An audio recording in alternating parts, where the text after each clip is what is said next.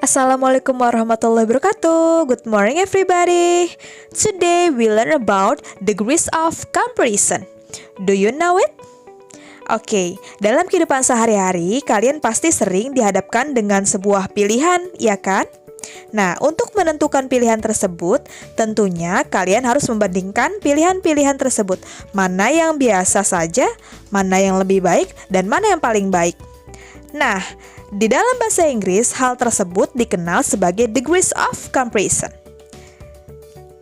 Nah, pengen tahu lebih lanjut? Seperti apa itu degrees of comparison dalam bahasa Inggris? Sebelum dilanjutkan, kalian harus subscribe dulu channel Miss Nanda supaya kalian gak pernah ketinggalan video-video terbaru dari Miss Nanda. Jangan lupa like dan komen juga ya. Oke, check it out.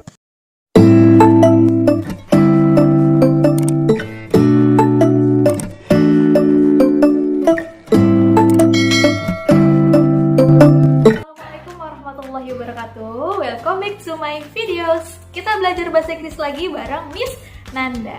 Belajar bahasa Inggris kali ini yang udah pasti tetap Miss Nanda kemas dengan menarik dan menyenangkan melalui animasi yang udah Miss Nanda buat nanti. Oke, sebelum kita belajar, kalian harus prepare dulu nih buku catatan, alat tulis, dan buku bahasa Inggris yang mendukung kalian untuk belajar. Sebelum kita belajar, alangkah baiknya kita berdoa sesuai agama dan kepercayaan masing-masing. Berdoa dimulai. Oke, waktunya belajar. Check it out. According to Oxford Dictionary, degree of comparison is the grammar made from adjective and adverb to compare something.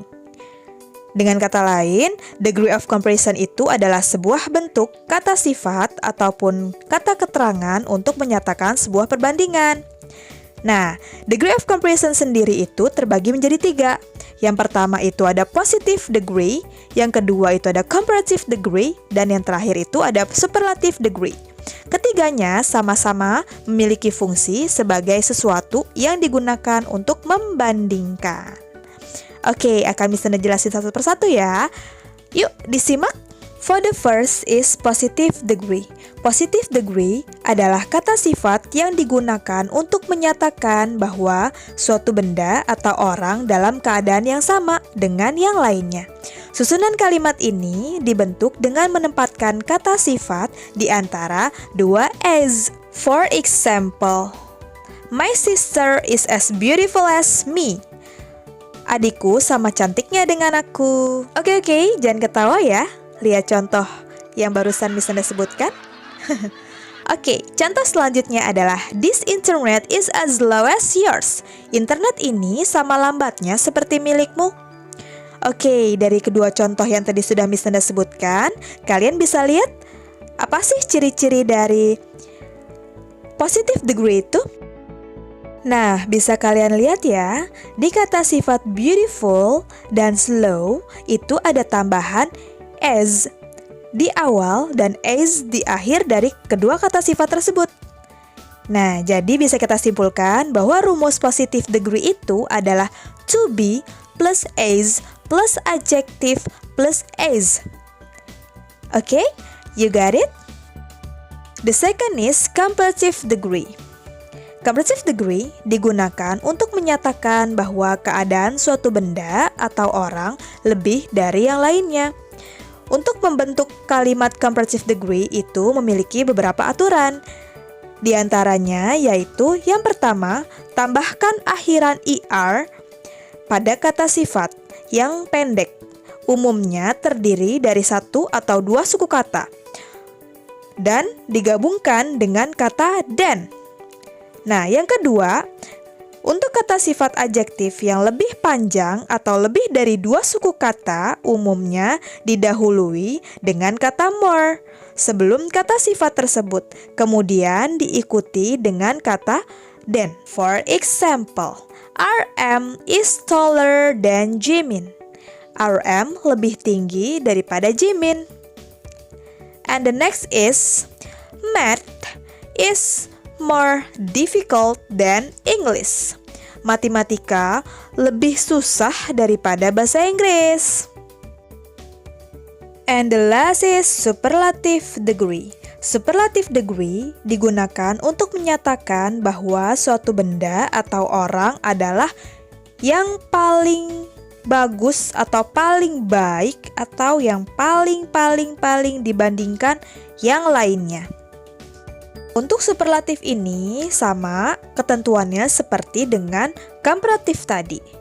Nah, untuk superlatif tambahkan akhiran est pada kalimat adjektif yang pendek atau yang memiliki satu suku kata atau dua suku kata. Dahului dengan kata sandang de di awal kata sifat tersebut. Nah, yang kedua, untuk kata sifat adjektif yang lebih panjang atau memiliki lebih dari dua suku kata, umumnya diawali dengan kata the most sebelum kata sifat tersebut. For example, Suho is the smartest in the class. Suho adalah yang paling pintar di kelas.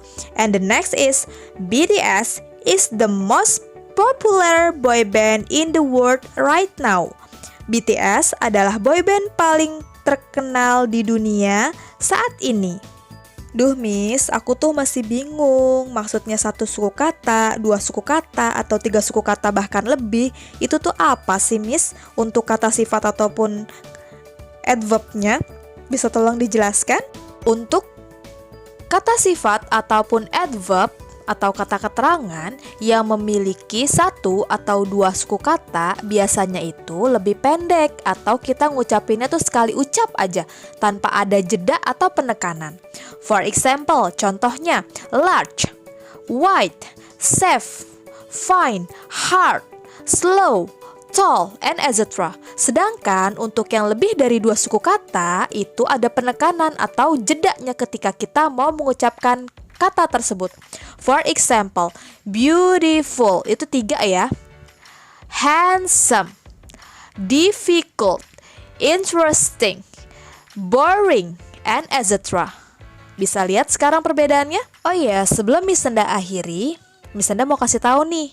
Dalam degree of comparison, ada beberapa bentuk adjektif yang perubahannya tidak beraturan atau tidak mengikuti ketentuan penambahan er di akhir kalimat atau more di awal kalimat untuk lebih atau est di akhir kalimat untuk yang paling atau the most untuk di awal kalimat yang paling itu tidak berlaku nih bagi beberapa adjektif tersebut. Bisa kalian lihat ya contoh di samping ini. Yang pertama, good itu adalah positive degree-nya. Untuk komparatifnya berubah menjadi better. Bukan gooder ya, tapi jadi better. Lalu untuk superlatifnya jadi best. Itu artinya baik, lebih baik, dan paling baik. Yang kedua, ada kata bad. Bad itu buruk, kebalikan dari good tadi. Untuk komparatifnya bukannya better, tapi menjadi worse.